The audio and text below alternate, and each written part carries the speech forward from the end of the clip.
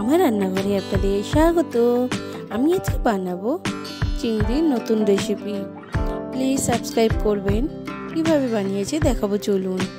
নিয়েছি সর্ষের তেল, দিয়ে দিলাম চিংড়ি মাছটা, একটুখানি নুন আর একটুখানি লঙ্কা গুঁড়ো দিয়ে একটুখানি হালকা করে চিংড়ি মাছটা ভেজে তুলে নেব।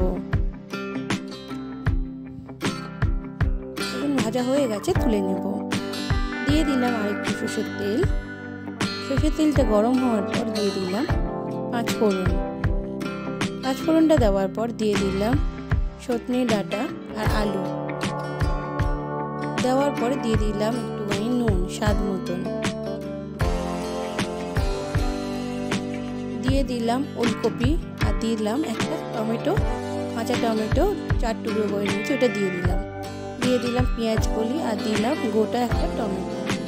টমেটোটা কেটে দেব না, গোটাই দিয়েছি। দিয়ে দিলাম বেগুনটা, দিয়ে সবগুলো ভালো করে একটুখানি ভাজার পর দিয়ে দিলাম স্বাদ মতন নুন, দিলাম একটুখানি হলুদ গুঁড়ো, দিলাম হাফ চামচ জিরের গুঁড়ো, 1 চামচ আদা বাটা, 1 চামচ রসুন বাটা। দিয়ে এবার সবগুলো ভালো করে একটুখানি কষিয়ে নেব। যদি মনে করেন নিচে পুড়ে যাচ্ছে তাহলে অল্প জল দিয়ে কষাতে পারেন। যে চিংড়ি মাছটা একটু ভেজে রেখেছিলাম সেটা দিয়ে দিলাম, আর দিয়ে দিলাম একটু লঙ্কার গুঁড়ো।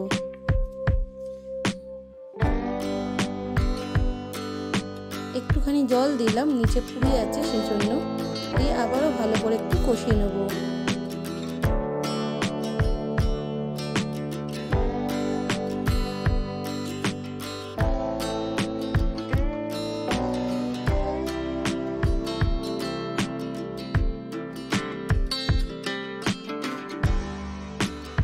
কষানো হয়ে গেছে, দিয়ে দিলাম পরিমাণ মতন জল।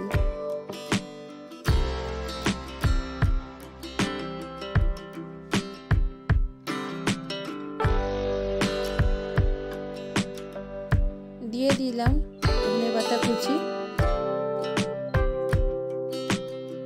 এবার টমেটোটা ভেঙে দেবো পুরো।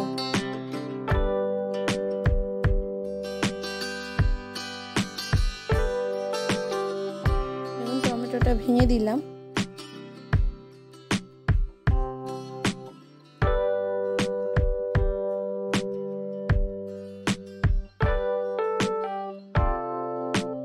খেতে অসাধারণ হয়। দিয়ে দিলাম একটুখানি গরম মশলার গুঁড়ো। গরম মশলার গুঁড়োটা দিয়ে একটুখানি ফুটে গেলে নামিয়ে নেব। দেখুন কত সুন্দর হয়েছে। বাড়িতে এরকমভাবে বানাবেন, বানিয়ে খেয়ে দেখবেন আর আমাকে কমেন্ট করে জানাবেন কেমন লাগলো। এই চিংড়ির তরকারি অসাধারণ লাগে খেতে গরম ভাত দিয়ে। যদি ভালো লেগে থাকে লাইক করবেন, শেয়ার করবেন, সাবস্ক্রাইব করবেন।